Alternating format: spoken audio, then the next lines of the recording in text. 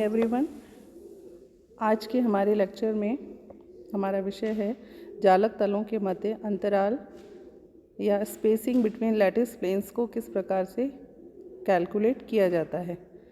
इससे पहले के लेक्चर में हमने पढ़ा था कि मिलर सूचकांक क्या होते हैं, वाइस सूचकांक क्या होते हैं तथा मिलर सूचकांक व वाइस सूचकांक की गणना किस प्रकार से की जाती है।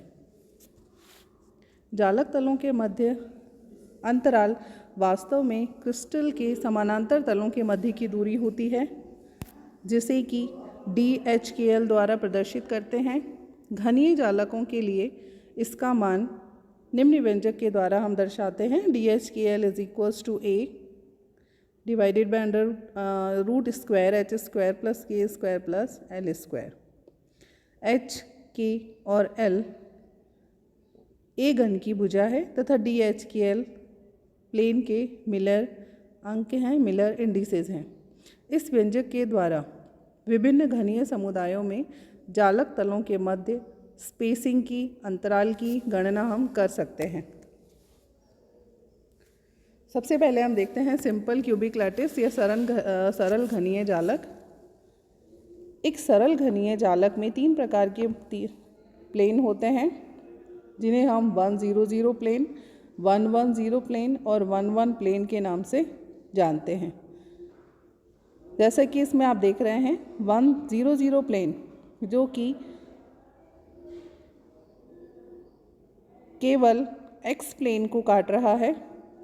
ये जो हमने शेडेड इसमें प्लेन्स आपको दिखाई दे रहे हैं, ये केवल एक्स प्लेन को काट रहा है, वाई और जेड के ये पैरेलल है। इसीलिए हमने इसे 100 प्लेन कहा, क्योंकि दो अक्षों के ये समानांतर है और किसी एक अक्ष को ये प्लेन काट रहा है। इसके लिए इस तरह के हमने यहाँ तीन प्लेन आपको दिखाई दे रहे हैं, तो इन तीनों के मध्य की जो दूरी है उसे हम D100 से दर्शाएंगे। यहाँ पर H का मान है 1, K की वैल्यू 0 और L की वैल्यू 0 है।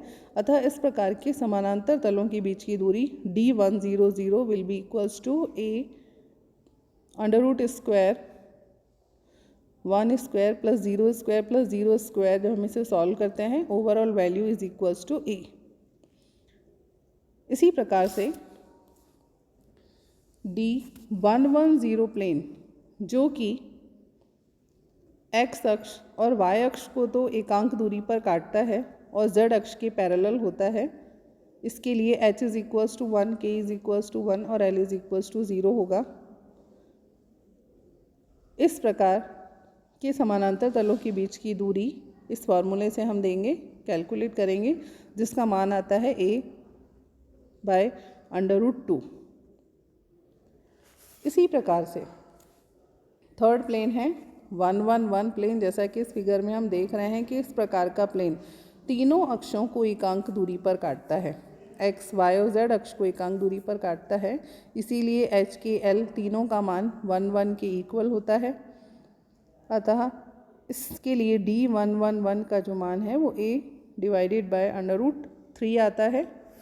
इन तीनों तलों के मध्य दूरी का अनुपात अगर हम निकालें तो इसका मान आता है A/A/√2 A/√3 एंड फाइनली 1:0707:0.577। तो इस प्रकार से ये जो अनुपात है, ये एक सरल घनीय जालक के तीनों तलों के मध्य दूरी का अनुपात है। फलक केंद्रीय घनीय जालक या फेस सेंटर्ड क्यूबिक लैटिस। इस प्रकार के जालक में घन के प्रत्येक कोने पर हम जानते हैं एक कण होता है और प्रत्येक फलक के केंद्र पर एक कण होता है। यदि सरल घन के 100 तलों के मध्य एक समानांतर तल खींचा जाए जो कि एक्स अक्ष को आधी दूरी पर काटता है, तो हमें इस प्रकार का तल प्राप्त होता है। इस तल के जो वाइस प्रतीक हैं वो होंगे ½ A, क्योंकि वो आधी दूरी पर एक्स अक्ष को काट रहा है, ½ A, तथा ये y और z के समानांतर है, इसलिए इनफाइनाइट b और इनफाइनाइट c इसके वाइस प्रतीक होंगे और मिलर अंक होंगे इसके 200, इसीलिए हमने इसे 200 प्लेन कहा। और इस 200 प्लेन के लिए जो स्पेसिंग है यानी D200 का मान होगा a√2² + 0² + 0² will be equals to a/2। Similarly सरल घन के 100 तलों के मध्य भी खींचे गए समानांतर तलों के लिए वाइस प्रतीक का मान होगा हाफ a, हाफ b और इनफाइनाइट c। इनफाइनाइट c का मीनिंग कि वो z के पैरेलल है, z अक्ष के समानांतर है, वो केवल x और y अक्ष को आधी दूरी पर काट रहा है। तो इनके लिए मिलर अंक का मान होगा 220, D220 का मान होगा a/2√2। और तीसरा प्लेन है 111 प्लेन, जिसमें कि फलक केंद्र जालक के सभी कण आ जाते हैं। 111 प्लेन जो कि तीनों अक्षों को काट रहा है, अतः इसमें कोई नया तल यहाँ पर नहीं आ पाता है, क्योंकि हम यहाँ देख रहे हैं इस फिगर में कि इनके बीच में किसी तीसरे ऐसे तल की संभावना नहीं है जो कि तीनों अक्षों को काटे। तो फलक केंद्र जालक का जो 111 प्लेन है वो सरल जालक के समान ही होता है। इसके लिए D111 का मान a/√3 आता है। तीनों तलों के मध्य की दूरी का अनुपात हम इसी प्रकार से कैलकुलेट कर सकते हैं। जब इन अनुपात को सॉल्व किया जाता है तो हमें 1:0707:1.154 तीनों तलों के मध्य दूरी का अनुपात प्राप्त होता है। तीसरा है बॉडी सेंटर्ड क्यूबिक लैटिस या काय केंद्रीय घनीय जालक। काय केंद्रीय घनीय जालक में घन के कोनों के अलावा एक कण घन के सेंटर में भी होता है।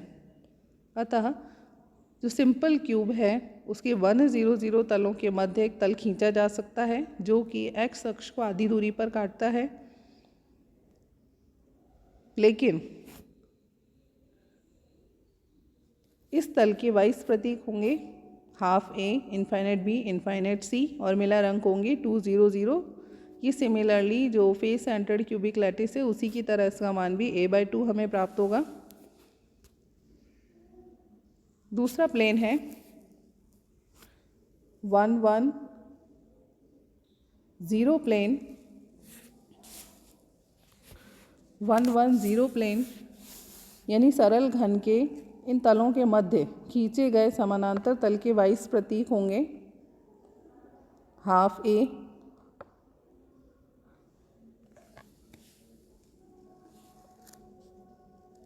इसके जो वाइस प्रतीक है 110 तल के वाइस प्रतीक होंगे 1, 1, 0 इसके मिलर सूचकांक होंगे और वाइस प्रतीक होंगे 1b, 1a, 1b, 1c। तो D100 का मान होगा a/√2।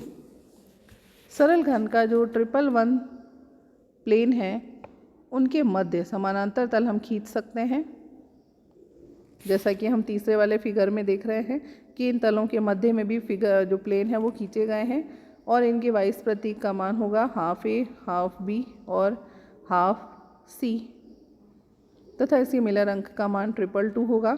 इन तलों के मध्य जो दूरी का अनुपात है वो a/2√3 आता है।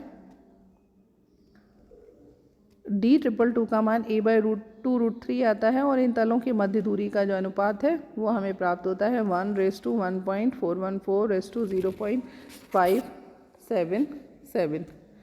तो इस प्रकार से हमने देखा कि 3 प्रकार के जो क्यूबिक लैटिस हैं, simple cubic lattice, face centred cubic lattice और बॉडी सेंटर्ड क्यूबिक लैटिस में किस प्रकार से विभिन्न तलों के मध्य जो दूरी है उसे निकाला जाता है और इनके मध्य अनुपात को भी कैलकुलेट कर सकते हैं।